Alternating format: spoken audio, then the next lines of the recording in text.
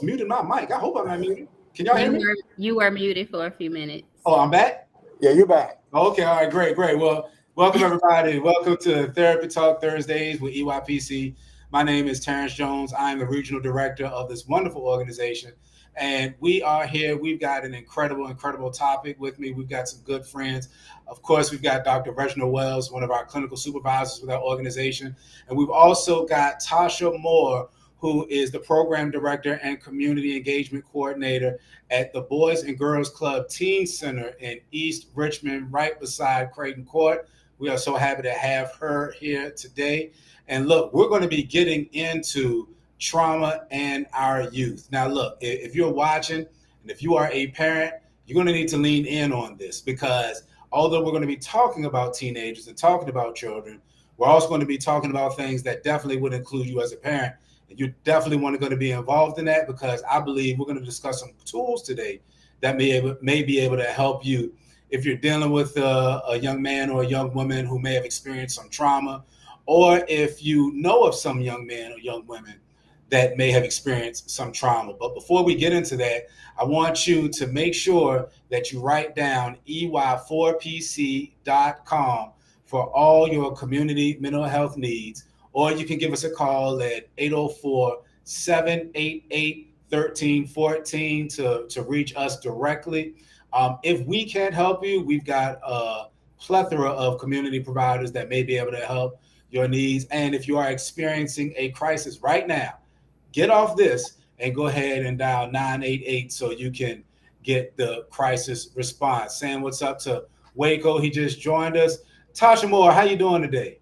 I'm well. That was a mouthful. My goodness, you had that down pat. I am doing excellent. Thank you for asking. And are you talking about my introduction with you? Or all of it. All of it. Hey, well, look, it was great information, though. So good. Well, that's what we do, and you do good work in the community. And so we just like to have people here and, give them their flowers while they're still growing them. That's what we like to do. So check this out, guys. So we wanted to bring this topic up because, trauma with youth, particularly in the city of Richmond and obviously in Atlanta, that's not a secret. There are many young people growing up in, I guess, what we could term broken homes. There are many young people committing acts that are traumatic to them, that are traumatic to other young people. And we really want to get into this whole trauma with youth thing. So just to give a little background, Tasha, if you could share with our audience, what really is the nature of what you do, your role, and how you work with the Boys and Girls Club, and what it does for the community. Sure. So I am the program director, and I'm also the community engagement coordinator at the Teen and Community Center. One of the things that we do here and that we specialize in at this center, for those who are familiar with Boys and Girls Club, many of you mostly know the Boys and Girls Club that served all youth at one time, from elementary to high school. But we have transitioned out of that space. We still have other Boys and Girls Clubs that serve 3rd through 7th grade, but specifically here at the Teen and Community Center, we serve 8th grade through 12th grade. And so we were very intentional in opening this center and focusing it on our high schoolers, especially within this particular area, so that we can work on several things. So the difference in this particular center is that because of that demographic, we know that they are about to graduate from high school. And we also know within that demographic and within the city of Richmond, quite a few of our kids do not transition to college, which is not a bad thing because college is not for everybody. Most people need some type of financial aid for that. A lot of people do not have the context, the information, the background, the platform to be able to even understand how to navigate all of that. And to be honest, the world that we live in is about connections. It's about relationships. It's about resources. And college is something that is phasing out compared to doing more trades, certifications, and things of that nature. And so with that, we had the goal of making sure that all of our programming is connected to workforce development, so that all the programs that the teens participate in is them developing a skill set, a trade, more education to help them understand the different career paths that they can take, connecting them with community members so that they can develop those relationships, developing an apprenticeship, starting their own business. So we do a lot of entrepreneurial classes. And so we are intentional about creating that platform that is oftentimes not provided for kids in our original public school systems. That is awesome. I just left a conversation talking about today's effectiveness of college. And, I graduated in 2001. And to this day, the most valuable thing I got out of college was the relationships that I built with the people there. Same. Farther, and most people can say that. Most of us can say it's, and not minimizing the degree, but it's just the relationships that actually got me in position to even use what I Mm-hmm. learned in college. And I constantly say, if you're going to go to college, and I agree with you, college is no longer the ultimate career path track anymore. It's Mm-hmm. not that.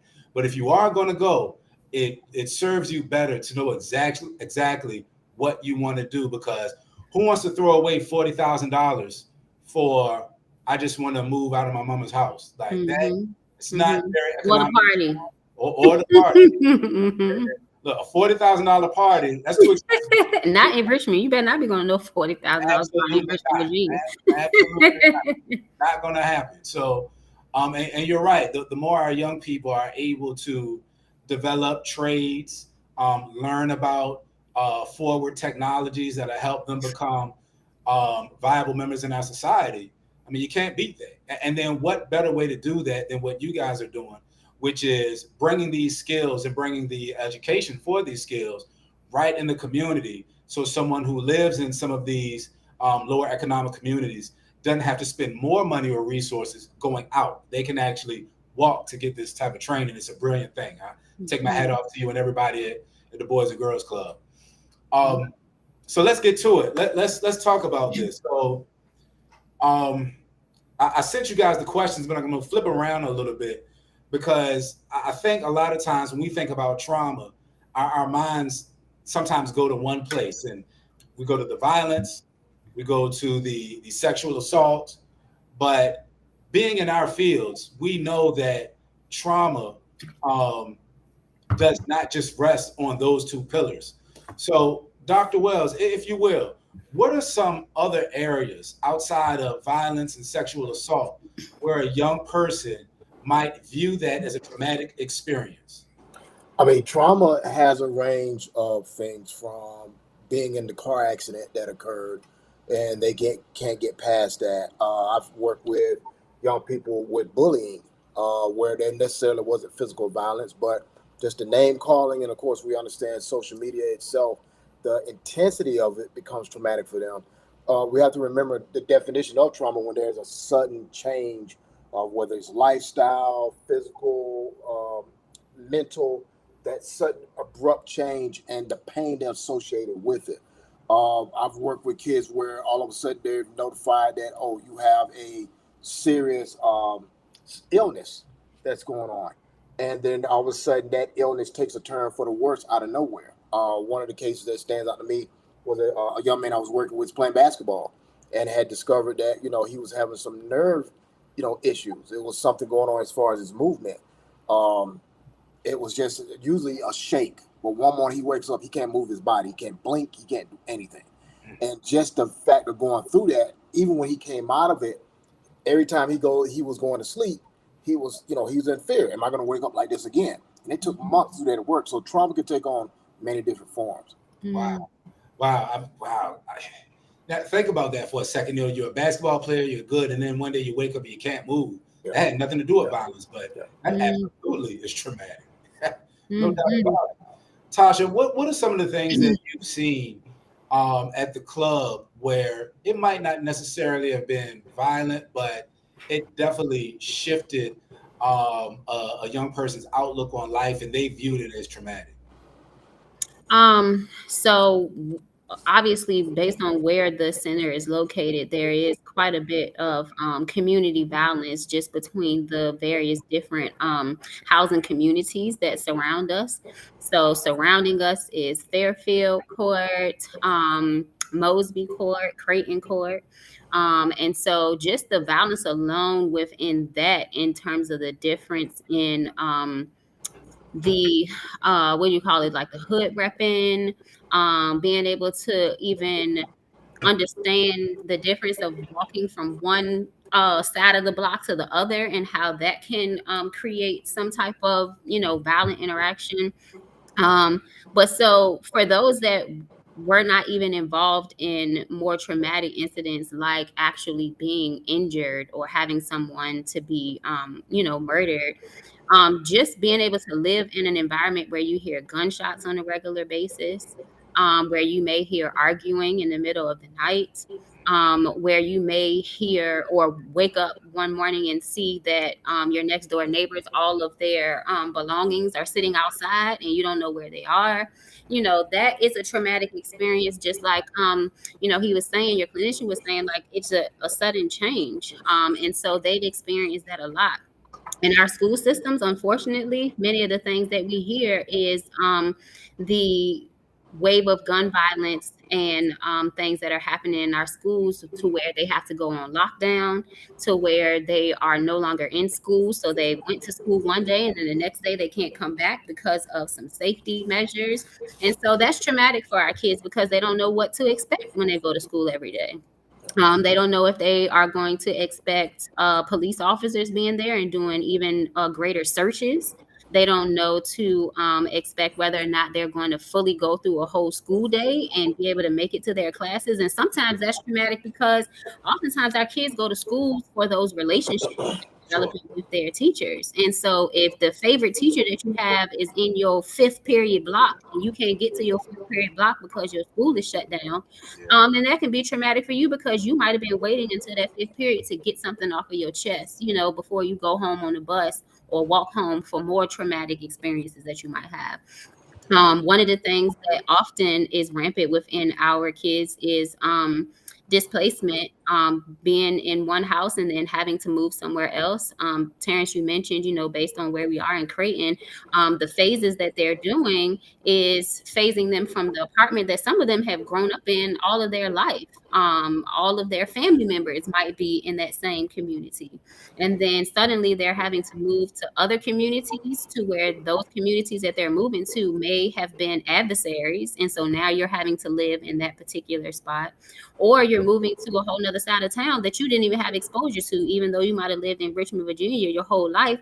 If you only lived in Creighton your whole life, but you've never been to Southside, but now they're moving you to Southside, that's traumatic, because you're having to even understand how to navigate that type of setting.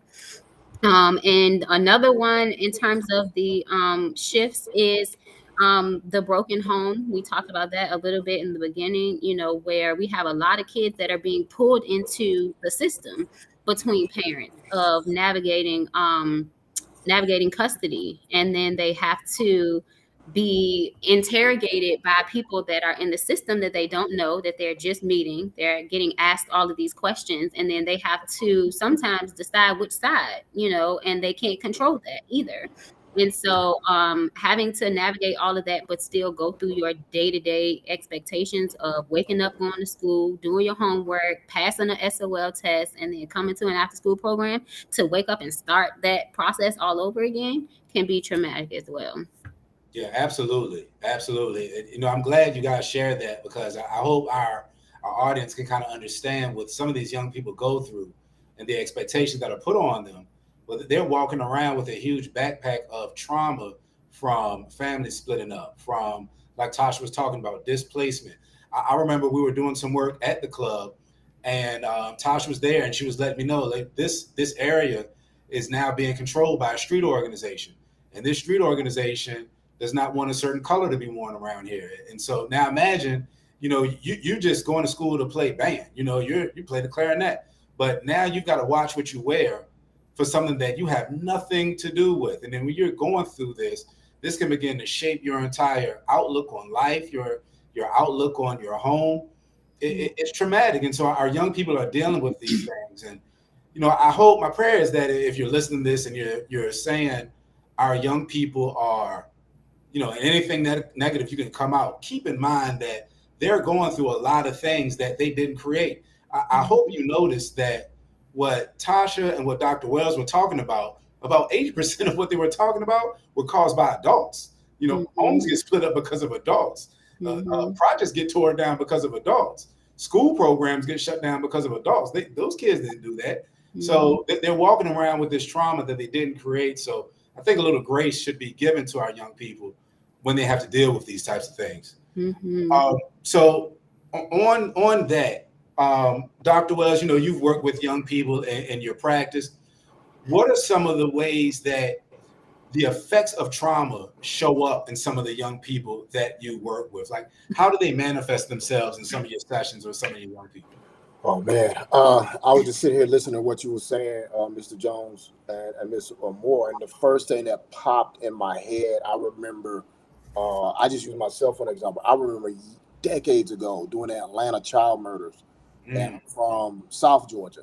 Yep. Relatives lived in Atlanta, and I wasn't very familiar at that moment. But I remember I would always go stay with my relatives during the summer, and that was the first summer we couldn't go outside. We couldn't go to stores, and just starting to hear about why, the what, when, and why. I'm going back home now. I'm nervous about, is this same guy going to drive down where we're at?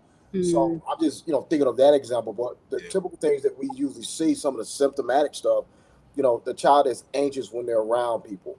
They have a hard time building positive relationships. These are the kids that are having difficulty sleeping at night.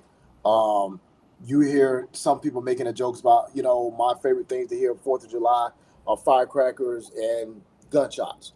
That's not the case for most kids. Most kids are like, I don't want to hear this. And just to step outside and experience that is tough. The child who has gone through that, form of abuse of physical or sexual, it's the lack of trust. Sometimes you'll get the other end of that pole where they just want to be with everybody and they trust everybody. And so their boundaries are so taken off. Difficulties with school, being able to just actually function, to focus. Things that are seen to be small and minuscule to some people, it becomes pretty explosive for them. It's just the fact that they feel like they're trapped, that lack of control. Their biggest thing are understanding relationships. You have some of them that, like I said, you get those that cut everyone off and I don't want to trust anyone, to the other end of that pole of I'm just free and I'm sexually promiscuous, or I just want to connect and I trust everybody from the beginning without getting to know that person. So there's a lot of things that we see that when they're brought to a licensed clinician or group practice or intensive family intervention services or intensive in-house, we see these things from the jump. And this is stuff that's developed over time. Yeah. And, we have to be very careful about how to approach it. Even sometimes you have kids that all it takes is a slight smell. It reminds them of what happened, and we've got a problem. Yeah. I got a follow-up question. What would you say to the person who maybe they don't work in the mental health field, maybe they don't work in community service, but they see what you just described as the effects, and they may look at it as a child just being poorly behaved or they're just bad. They're just bad. What would you say to that person? This again, if we know what's going on with that child, we have to be able to sit down with them and have those conversations to help them understand so many different pieces of that puzzle that's in play. We realize that the behaviors that are out there are not acceptable. They may have problems with school, going to a Boys and Girls Club or whatever. However, as we start to find this information out, we have to sit down with people and help them to realize this may be how their child is communicating. This is how they're dealing with pain in themselves and outside. Their inability to have those relationships with people. They don't know how to find a friendship. Or if we don't know and we kind of see those signs, we may have to just say, how long is this something that's been going on? Sitting down and building that trust with that child, because that's, for a lot of these kids, when they display those behaviors, again, it's their attempt to try to let people know I'm in pain, I'm hurting, somebody help me. I don't know. They don't know how to go and do that. The last time they made themselves vulnerable, they got hurt. Yeah. Or shut down, because we don't oftentimes as adults do a good job at checking in with our kids and recognizing that they live in the same world that we live in. And, as adults, it can be traumatic for us, and it can be experiences for us that we can't, actually put our finger on. Like, why am I feeling tightness in my chest? Like, why all of a sudden is my arm hurting or my leg is hurting, or, I can't hold down food. Like, and oftentimes, even as adults, we don't take the initiative to figure out those things. We don't seek out mental health professionals. We don't even go to doctors, to be able to say, hey doc, I woke up one day and all of a sudden my head is hurting every single day and I don't know why. And so we have to do our part in checking in with our kids. One of the things that I oftentimes said in my previous positions, especially working in schools, is you would oftentimes hear that these are bad kids, especially if you're working in a public school setting and you're working in a predominantly impoverished area. Like, these kids are just bad. And oftentimes hearing adults walking up to kids, saying, what's wrong with you? And oftentimes I try to help them to understand the significance of that question alone. Right. What's wrong with you, to me, even as an adult, would create some type of defense. You're not going to just answer that question honestly. You're going to be defensive and say, what you mean, what's wrong with me? Like, what's wrong with you? And then you completely miss the conversation that's necessary to check in with that kid. And so I oftentimes try to encourage adults to change that language to say, what happened to you? Like, what happened to you today? Yeah. What happened last night? And that's a different question that will give somebody pause. Like, well, what did happen last night? Actually, last night my friend got murdered, or last night I had no food. Last night I had no shower because the water is turned off, and I feel some type of way about coming to school because I got the same clothes on. And so that gives you a different interaction with that child to be able to help them to develop that vulnerability, to be able to start sharing. And one of the things that I would mention too, to your question, Terrence, is as an adult, again, you have to be intentional about paying attention to those cues. And it takes your responsibility, because it takes a village out here. It's not just a parent responsibility anymore. It's anybody who has any interaction with a child. Yeah. And so it takes being able to share information with each other. It takes being able to ask questions. One of the things that I would suggest is documenting. Like, if you're starting to notice changes in your child, document those changes and date them, timestamp them, so that hey, I noticed that your headache started in September and it's now November and it's still happening. And I also noticed that in September we moved. And we moved abruptly without us having a conversation about that. And so maybe you can backtrack that timeline to understand, what the traumatic event was, so that you can start bringing language to that conversation, and not just looking at the child to say, you need to immediately adapt, figure it out. We don't just move on, because that's what we do as adults. But we cannot do that to our kids, and being able to have those vulnerable conversations. And one of the things that I like to tell adults too is that we're human, and we were once their ages, and we know how it felt to not have adults that asked us questions, that really listened to us and gave us their time. And so take the time to get out of your cell phone, to get off of social media, to get out in front of the TV, and actually sit and have conversations. And the more you do that, I feel like, especially with youth, the more that you'll learn just about all the things that they're thinking, all the things that they feel, all the things that they witness and experience. But you have to take the time to actually have that human connection. I think that's real good. And I think those are a lot of good tools. And one thing I would like to add is, a lot of the things that what you're talking about, Tasha, that we shouldn't put on our children are things that we learn to tolerate as we became adults. And because we learn to tolerate it does not mean that it's right or even the right thing to do with a healthy course of action. Mm-hmm. And so just because we learn to suck it up and not properly express our feelings doesn't mean that that's the right way to do these things. Just because we grew up in an environment where our fathers might have said, man, what's wrong with you? Doesn't mean that you need to carry on that type of communication to your child. Mm-hmm.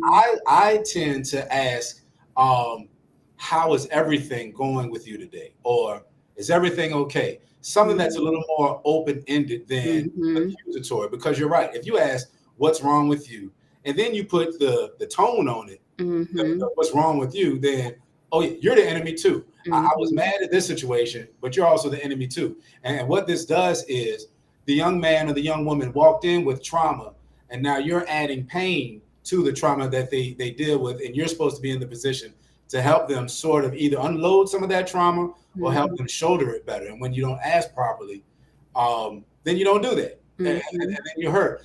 Tosh, let me ask you this. This is a hypothetical question, but it may have happened. So you're in the club, you see some young man, some young woman walk in, and you can tell something is on them. Mhm. Walk me through how you would approach that young person and interact with that young person so you can at least get them to participate, if they do need to participate in the programs for the day. Mm-hmm.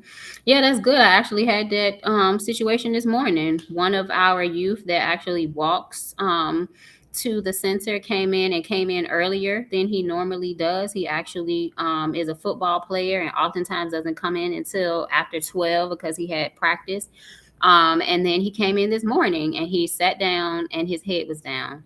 And in those instances, it's very important, especially with teenagers, to know how much to give, how much to say, how much to do at once, because it does make you feel defensive, I think.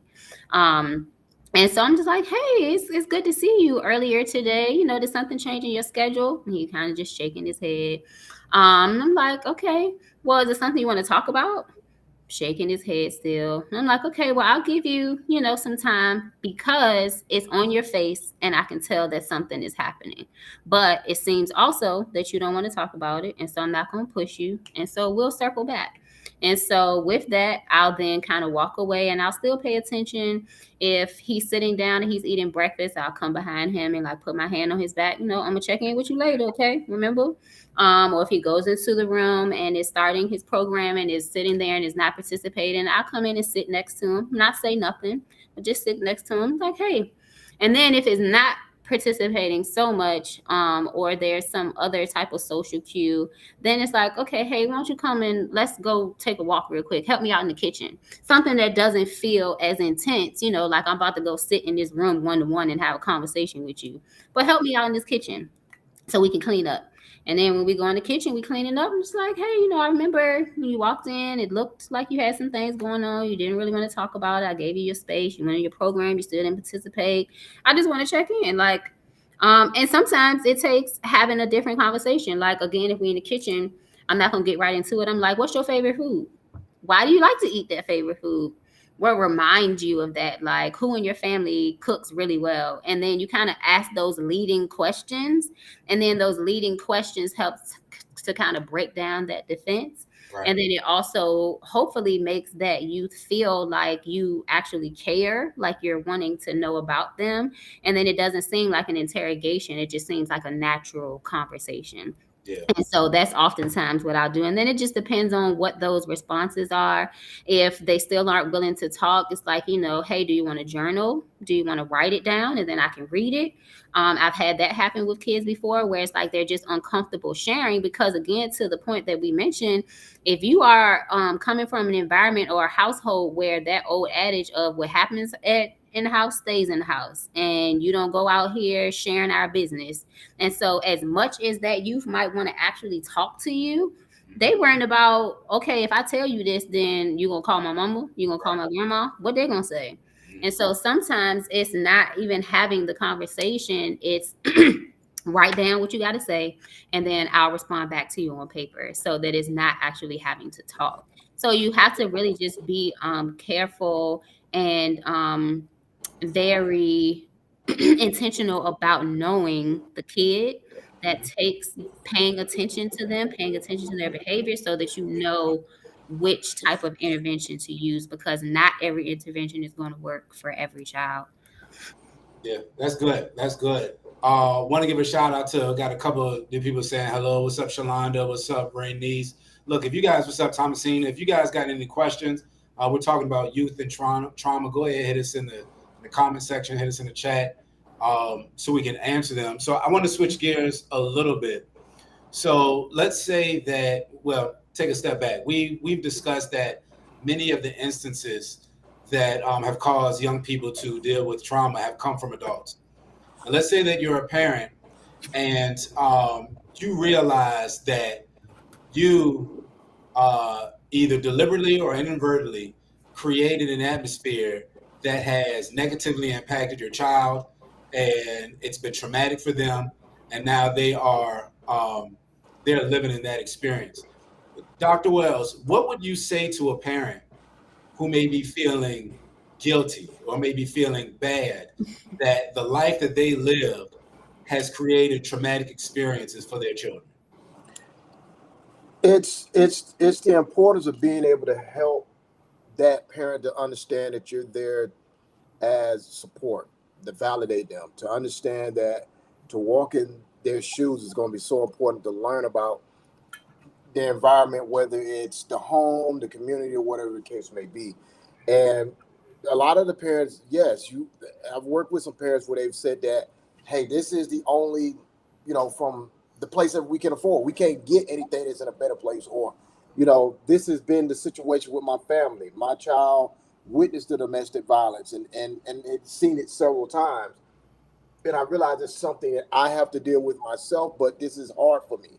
So getting them to understand that it's important first to, validate them through their acknowledgement of I need to do something, and then saying that, let's identify those supports, because that's going to be incredibly important, especially when that child begins to get older and start making those comments about, well, why is it that we always got to do this? Why is it that you always having to experience these women or these men that come over and you guys get to fighting? Why do we always have to see these things? Right. So it's helping them to understand the importance of first doing that work for yourself.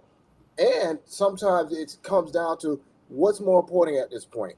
You trying to justify yourself or validate yourself and leaving your kids out, or are you trying to say, you know what, at least let me create a safer place for my children. Let me at least create a place where we can talk about it. Whether it's the car accident where the parent had their hand on the phone and didn't look, and then that child is physically, they go through some physical damage where some serious things happen, and the child gets over and find out it was daddy. It's those types of things to create the environment to have that conversation, but also to help those parents to understand it has to be done. Let's do that work, giving them that praise when they're doing that work and helping themselves as well as the kid. Mm-hmm. Yeah. Yeah. To that, I would add, just being honest, and that can be a difficult challenge because, just like you were explaining, Terrence, like sometimes we internalize those things and we don't even know what we're doing. So to be honest can be difficult because you don't even recognize what you're doing. But so I would say, to a parent, then start asking questions of your child, but recognize that when you ask those questions, they're hopefully going to get to a point of being honest. And in that honesty, you're going to have to respect their honesty and actually affirm them, as he was saying, to actually hear what they're saying. Mhm. And then also take accountability and responsibility for that. Because to his example, if your child is saying, hey, I just really hate that you constantly surround yourself with guys that put their hands on you, and I don't like it. And as a parent, you say, I recognize you don't like that, and I don't know why I do that, and I recognize that that's hurting you, and it's something that I need to change. And in doing that, it hopefully creates an open dialogue between you and your child, so that it's no longer you internalizing or your child internalizing, and y'all are creating an open platform that actually have those conversations. And I like to start with things that are small, because again, it can feel uncomfortable as an adult to admit a fault, to admit that you're wrong, and to admit that you have to change something. And so I like to start with things that are simple to help get that comfortability of sharing. So we talked about asking, open-ended questions about, your day. I asked my daughter specifically, tell me about your day, because then that's open-ended and it's not just a one answer. And then after that, I actually share, well, you know what? boo, mommy had a really hard day. Like, I felt real frustrated today. People really got on my nerves. They made me angry. And being able to use those words, use that terminology, so that they get comfortable sharing as well. And the more you ask those questions that are open-ended, hopefully they'll start using more actual language that identifies feelings, so that you can tap into those feelings and actually see the root of them, and where they come from.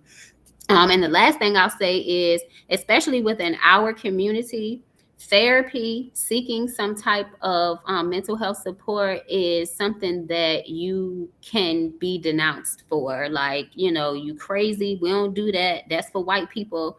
Therapy is not for white people. Therapy is for people, period. It's for We're a whole therapist coming and everybody here is black.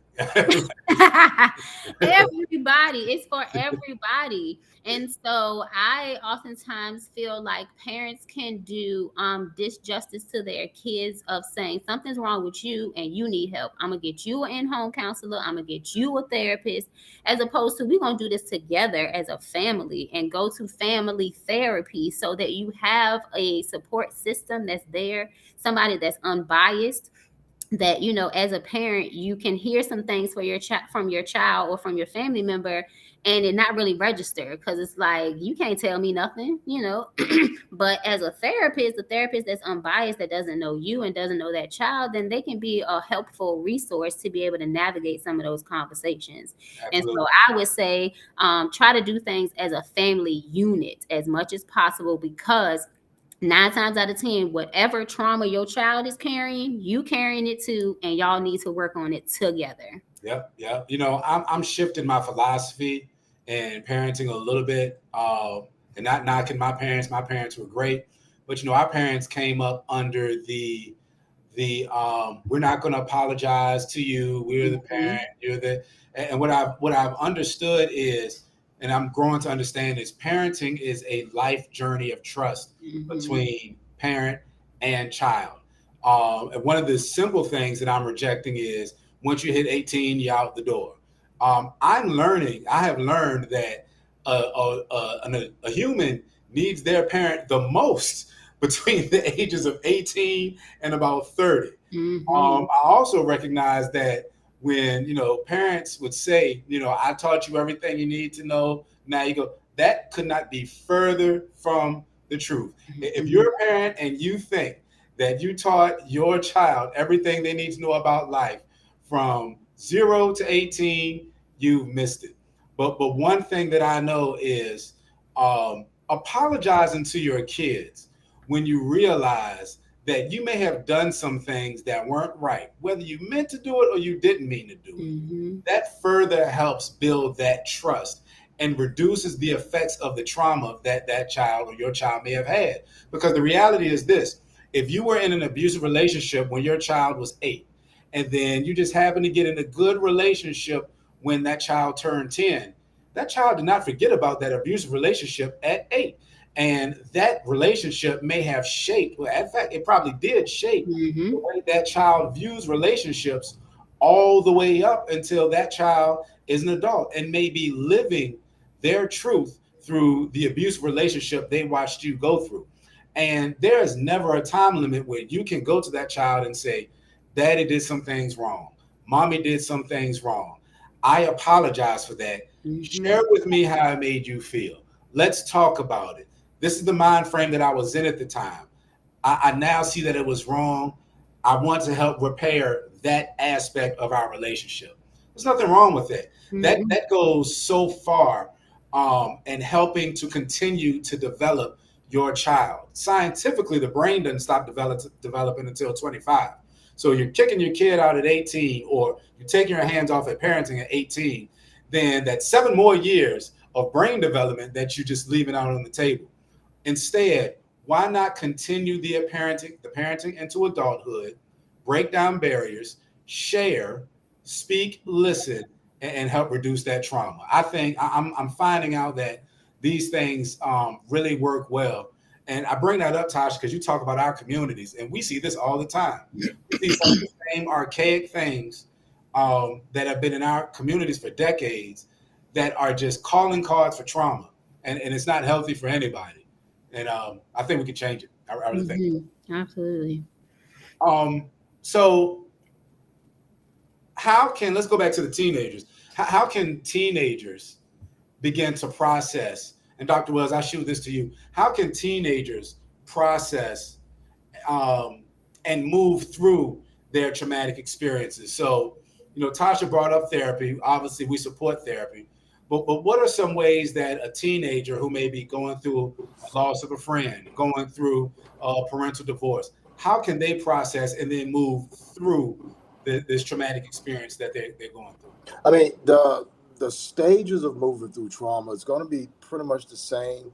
It's the techniques, it's the approach. You're talking about child versus this teenager who is right there, one full foot in the house and one toe kind of hanging out, as they get ready to move through their journey from being a teenager to young adulthood to adult. Key things that I have learned that have been very effective are groups. With them being able to sit amongst people that they know that they can trust and that support. In the beginning, they may struggle with that naturally because, again, they may have been harmed by others, or they may have experienced something where just a simple thing of, hey, I had a car accident that was pretty bad. Now you're telling me to go to a group and we got to drive there. So it's those types of things where we're putting together a plan and allowing the teenager to be a part of that I think is very helpful, and helping them to say, what's working for you. You may have that time period where they're just, I want to be in this room alone and behind this door. And sometimes it could be saying, do you feel okay that someone comes in your space? Because now we have social media. And at least if they begin to identify a voice with a face, then you start to take those small steps. The whole thing about trauma is trying to find a way to get the person back to what they consider as normalcy. I always bring up the book, The Body Keeps the Score, with that one section that talks about, again, when trauma happens, the brain is trying to go into fight or flight. It's trying to protect the person trying to protect themselves. All these things are going on within the body. And then all of a sudden you get that calmness. However, you have that period where the calmness is just not showing up, and everything is reminding the brain of what's occurred. So for that teenager who's already going through emotional changes, chemical changes, the body's changing, all these things, it's so important to be able to, of course, like everyone, help them feel comfortable, but they get more of that opportunity to be a part of what that plan is to help them move from, I'm in fear, I don't know if I'm gonna get past this, to I'm making more steps to move toward what we call creativity and risk taking. Tasha, let me ask you this, and thank you for that, Dr. Wells, because those are some really good tools. Tasha, you see kids every single day, and you see sometimes some of the same kids every single day. Let's say you got a child that's coming in and he's had an experience. Talk to us a little bit about the daily process of walking with this child as they move from incident to anger to acceptance to growth. Talk to us a little bit about that. How that typically works with the children that you work with. So to piggyback off of what Doctor was saying, it's going to get worse before it gets better. And so you're going to have to recognize that from the very beginning in terms of the phases, and knowing that it's going to take time to get from one side to the other. And so what that looks like is, again, just having those individual conversations. The group example is excellent. Because it does help to break down those walls. Some of the things that we have done is to provide like slips of paper and say, nothing is off the table. Write whatever it is that you want to write in a group setting, and then we pull from that and be able to start the dialogue instead of it being a one-to-one that can seem uncomfortable. And so that in and of itself is a step, because if that child or that teen that you're trying to talk to one-on-one is not sharing because they cannot break down that wall, then you do have to go to some other examples of what is going to help remove some of those barriers, such as the group types of things. Or recognizing what they are skilled in and what they like. So if you're not an open sharer, you're not an open talker. And I realize that because when you come in the door, you sit in the same seat by yourself and you don't engage. Or I recognize that when we are going into a large group type of icebreaker where everybody is, you oftentimes ask them to go to the bathroom because you don't want to be involved. It's being able to recognize, though, okay, you might not like large group, but you like music, and so I'm going to put you into a creative beats class so that you can actually utilize that platform to be able to share more in a safe space with something that you actually enjoy and connect with. Being able to do some more recreational things, something that's going to get their body moving so that they don't have to be in that constant state of fight, flight, or freeze. It's we moving around and we can kind of focus our energy on some other stuff, and then it's asking those questions that they might not have seen coming, but that doesn't seem very intense. Like man, I heard at one of the schools that there was an incident. Like, do you feel safe going to your school? And just opening that conversation so that they can start sharing. Also being able to be in connection with parents, which is not easy to do, especially with teenagers, because at that age they have the autonomy to kind of run their life the way that they do sometimes. And so being able to have a whole scope and a whole picture of what's going on, if none of those things work and you're starting to continue to see the upward elevation or the regression, it's okay. I need to check in with some of your supports at this point, and I need to be able to talk with your parents, your guardians, whomever, to figure out what's going on. And sometimes also it's key that you're not going to get information from parents, especially if those parents are still working through those traumatic experiences. And so that's when it's okay, who are your other supports? You got a friend? Is it your teacher? Is it your school counselor? Do you have an in-home worker? Like, okay, I'm going to call them, and then we're going to have those conversations so that I can learn more about what's going on, so that I can better help you. And so it takes being able to be more conscious and be more aware. I will also say getting rid of the cell phones is not easy to do with teens, but if you can get that cell phone from them, then they are more in tune and they're more connected. And so sometimes also doing stuff like watching a movie, reading a book, watching a clip that's on YouTube that is connected to a specific topic. So if you recognize that, let's say for instance, a child comes in and they're wearing the same clothes, they have an odor, and you are trying to figure out what's going on with that, but they are not telling you, you're not getting the right information. Sitting down and looking at a YouTube clip or something about, hygiene or whatever, it can start that conversation. And oftentimes breaking down those walls of sharing yourself, like we talked about that already. As an adult, share something about yourself first, so that they can feel more comfortable and more vulnerable. And I would say just continue to try as many steps as possible, something that's not as intense in the very beginning. And then also recognizing that, again, if it continues to get elevated or there's a regression, being open and honest with that teen to say, hey, I've tried to share, I've tried to talk, it's not really working, but at this point I feel concerned for you. And it's my job to make sure that I'm helping you the best as possible. And so just so that you know that you can trust me, I'm letting you know that I'm going to call X, Y, and Z because I need some more reinforcements or I need some help and support, so that they know what to expect. Because again, that's one of that traumatic things. Like if it's an abrupt change, they can't trust you, they don't know where it's coming from. Right. Being able to communicate that from step to step. Yeah. It sounds a lot like what both of you guys are saying is, one, the effects of trauma just aren't going to evaporate.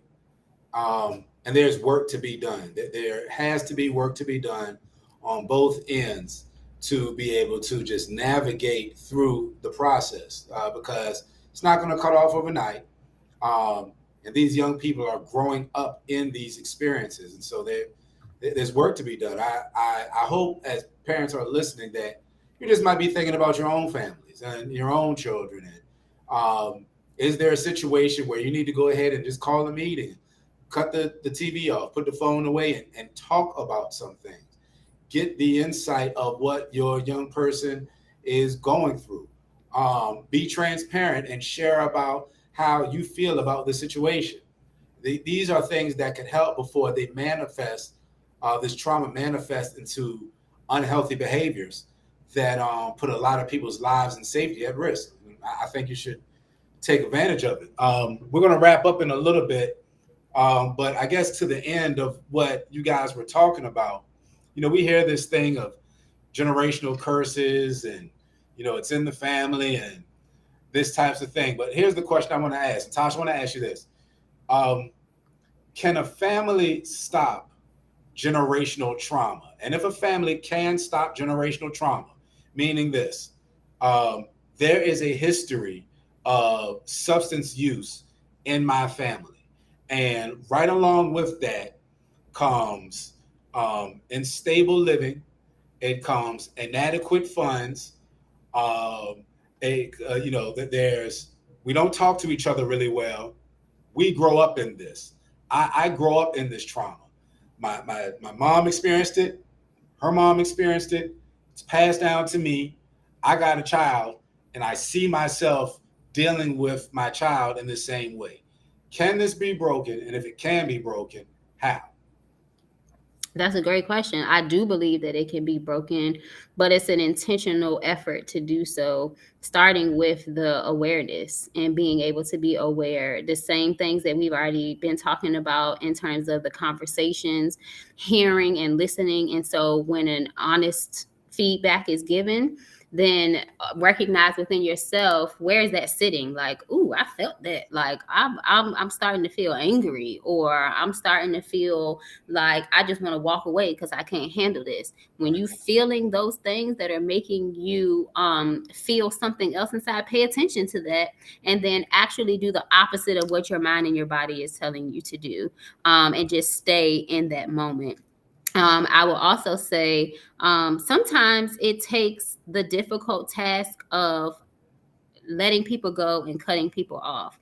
So as you mentioned, in that generational trauma, if your grandma, if nanny is drinking every time you go over to the house, if your uncle boo boo is drinking every time y'all have some type of cookout or some type of gathering, but you are the mom that recognizes that, hey, I am struggling through this and it's something that I need to change. That means not going to nanny and boo boo's house for a while. I got to stop you right there, because we can't get past that. We can't, because we hear this a lot. Well, that's my blood, and your blood is killing you. Your blood is destroying your house. Y'all got to hear this. It is okay to walk away from all unhealthy. It's okay to create boundaries. Okay. Boundaries are important. Boundaries are good for your health. Okay, continue. Because it's your life. It's your life at the end of the day. Yep. You might have grew up with boo-boo. Nanny might have raised you because, your mama and your daddy wasn't there. But at the end of the day, if you recognize an unhealthy pattern that you are wanting to change, then hopefully those people that love you will recognize that and support that. And that doesn't look like, sometimes it may, like, you got to know what family you come from and what is going to work for you. Because to me, that doesn't look like just turning off your phone and then you're not having no conversation at all. It looks like being honest and saying, listen, I love coming over here because you make the best sweet potatoes. I love coming over here because you know how to throw down on the grill. However, I recognize that when I come over here, I want to drink. And I cannot do that because I'm trying to help myself. And so that's going to look like me not coming over here anymore until I can get some help. That doesn't mean I doesn't love you. That doesn't mean that I don't still want your sweet potato pie or your hot dog. Can you come drop it off? Because I'd rather that and us still stay connected than for me to continue to live in an unhealthy environment. Yeah. And it takes being able to have those conversations. Now, every family member is not going to be open to that. They might be the ones to turn their phone off after you say that because they ain't fooling with you no more. Yeah. And it's going to be okay. You have to remind yourself of that. It might hurt. And that's a traumatic experience for you, even in experiencing that, because you might have been used to talking to that uncle or that auntie or your nanny on a regular basis. And so that could be traumatic for you to completely change it.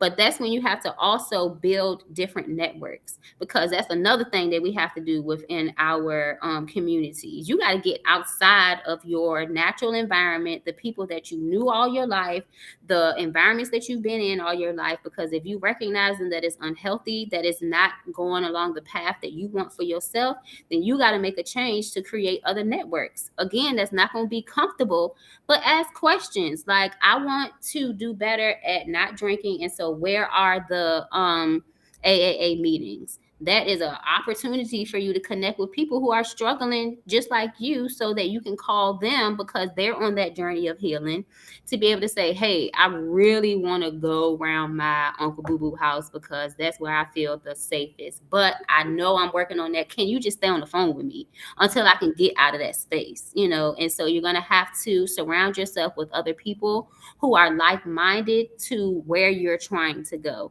even if that's one person. Yep. And so be open to those new relationships and those resources.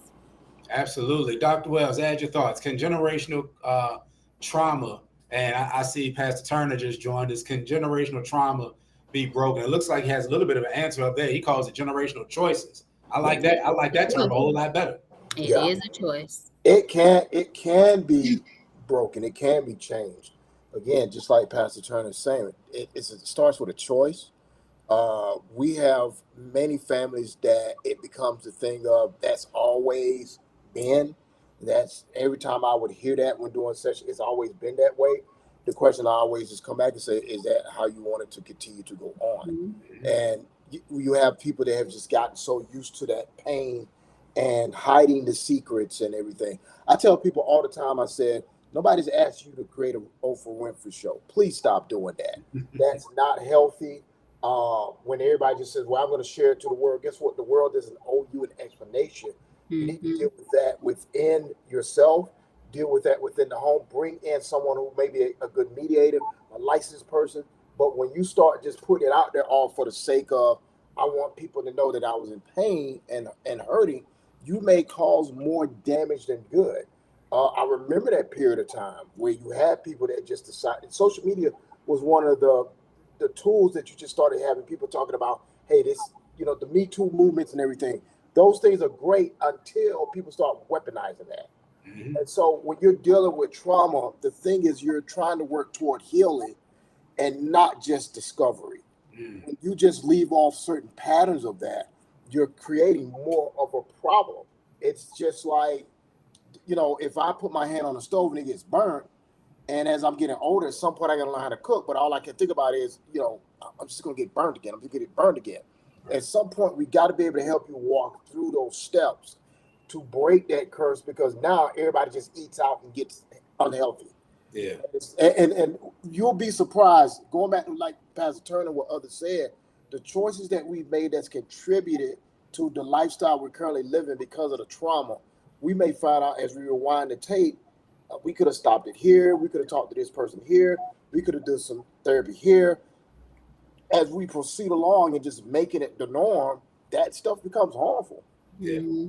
Everybody's not going to be on that journey with you. And, right. Once you can reconcile that within yourself, then hopefully it'll make it easier for you to be on that journey. And then also be finding what fills you up, because again, if those other people or those other environments were once what filled you up, but you're trying to walk away from that, then figure out the things that make you happy and that bring you peace, and try to connect to those things. And again, it really takes that perseverance. It really takes that intentionality to be able to put those things into practice.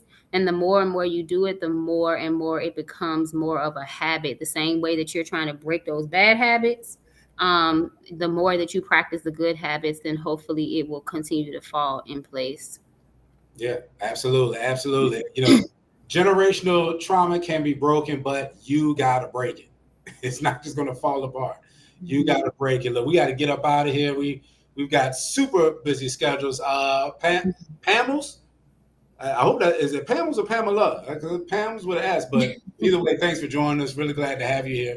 Look, great conversation, excellent thoughts. Look, this trauma thing on our youth, it is plaguing our communities, it's plaguing our youth, but we can actually work through this. We can get our arms around it, get our hands around it, and with all of us doing the work, maybe all the instances won't go away, but our young people will be able to deal with it better. Our families will be more whole, and then over time, a lot of that stuff might not even exist anymore. Look, make sure you're back here next week for Therapy Talk Thursday. Check us out at EY4PC.com. Give us a call, 789-1314, if you want to know anything about our organization. And Tasha Moore, thank you so much for joining us. I'm going to give you a little bit of time. Go ahead and plug your organization and where people can reach out to you if they want to reach out to you. So thank you for having me. I, of course, work at the Boys and Girls Club of Metro Richmond. We can be located online, www.bgcmr.org, where you can see all of our different Boys and Girls Clubs because they are in all different sides of town. And there you'll find my contact information as well if you are wanting to reach me. Awesome. Thanks, guys, for checking us out. We like to end just with a short word of prayer so we can pray over whatever we're talking about. So, Dr. Wells, if you don't mind, I know you got to get up out of here, but can you give us a short word of prayer over just our young people going with trauma and their families as well? Yes, sir. Dear Heavenly Father, we thank you again for the opportunity to be able to just be a voice, but to really follow your lead as we're helping people to deal with the pain, whether it's emotional thoughts, physical trauma, sexual abuse. We ask that you will just provide healing. And as you use us as people that are walking along others in their journey to move toward healing, continue to pour into us as we're helping them. Thank you for those resources such as the Boys and Girls Club, for individuals like Mr. Moore and Mr. Jones and others who are out here doing the work. We ask this in your name, Jesus. Amen. Amen. Thank you guys for hanging out with us. We hope you have a very powerful day. Y'all be Thankful Thursday, everybody. Thankful Thursday. Y'all be blessed. We will see y'all next week.